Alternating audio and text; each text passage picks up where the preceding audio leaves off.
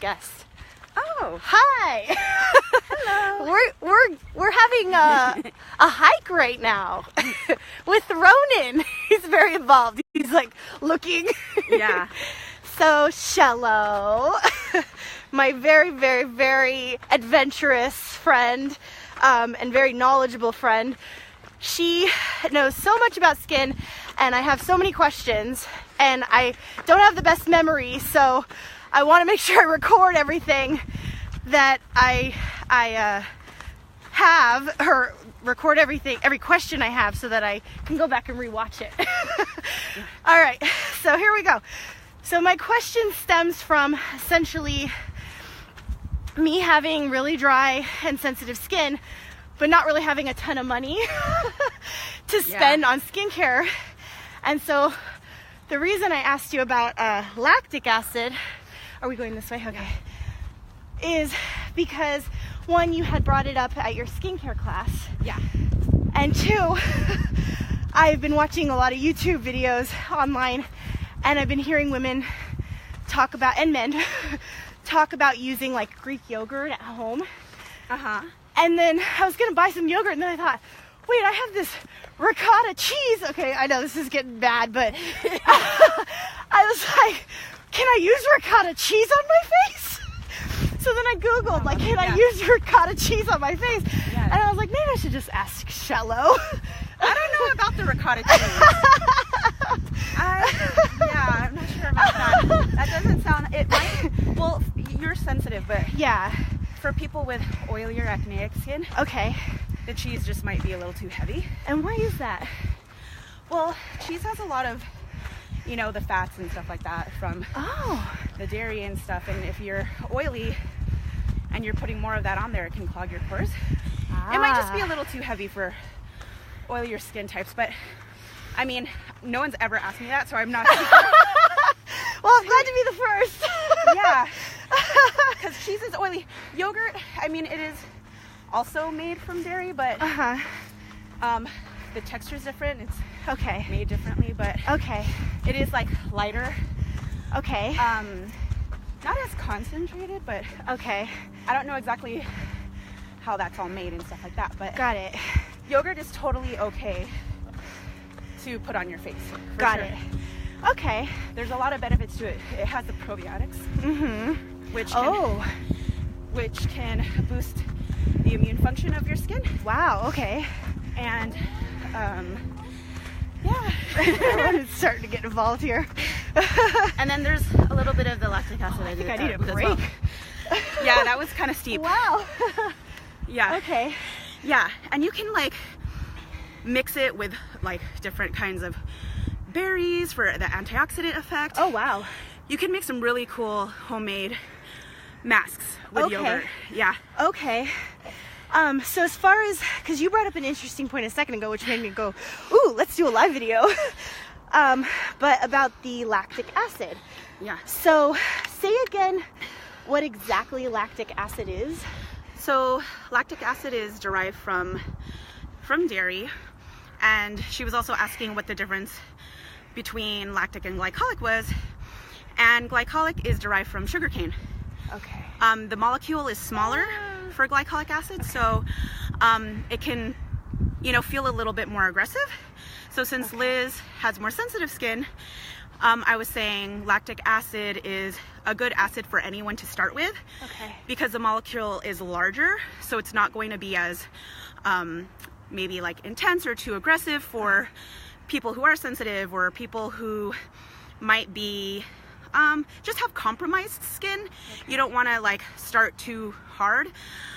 When you say compromised, do you mean like active breakouts or? Yeah, or where there's like a break in the skin. Oh, okay. You know what I mean? It can be from either being, rosacea. yeah, it can be like from like rosacea or eczema, or even psoriasis or acne, or even like overly dry skin where people are just naturally flaking all the time because they're so dry. Me, essentially. That's why I'm not even afraid of oil, and I thought cheese, because I've been using like nothing but oils lately. Right. Give it, you know what, give it a whirl. See Really? what you feel. see how, I don't think any Ricotta mask? yeah. You might have invented something. I don't know. Yeah, I mean, I wouldn't personally do it, but I think Sure, you but would. we have completely different Yeah. skin types. Yeah, Okay. yeah, give it a whirl, see what Oh, happens. Ronan! He's Yeah. giving me raspberries on my back. Maybe we should get going. But yeah, so for Ronan, no. for like the masses, lactic is going to be gentler, and it's also more hydrating. Hydrating. Oh, I love that you brought that up. Okay. Yeah. Okay. Especially like this time of year, right?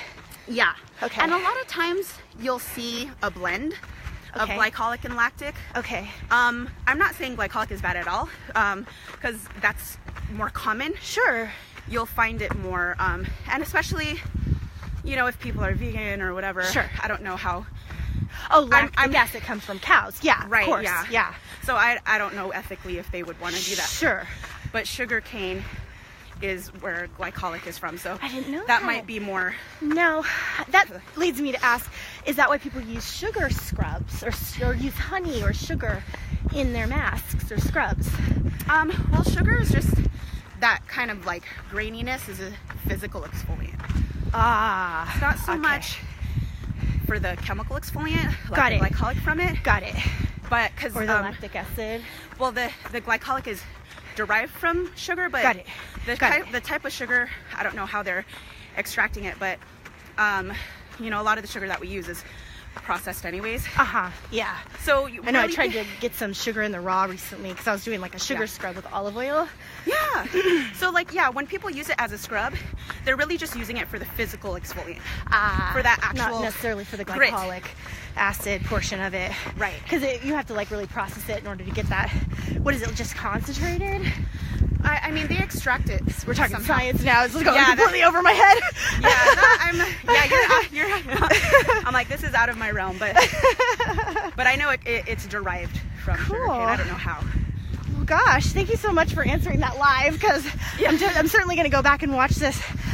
I guess my next question, and this is my last, unless you want to continue talking about something else, okay, is about flaxseed oil because on accident, I was making a oatmeal scrub and I ran out of oatmeal. So I used some ground flaxseed. Oh, nice. And it was a nice experience. So then I thought to myself, wow, oh goodness.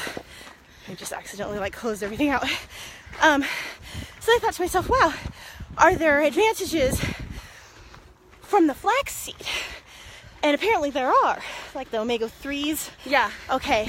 Yeah. And vitamin A, Yeah. which is retinol, no? Yeah. Okay. I mean, with all of that, I think it'll be more potent if you took it internally. Oh, gotcha. Okay. I think Okay. that's where you'll get most of the benefit. Gotcha. But I don't see why it would hurt to do it topically. Okay. Yeah.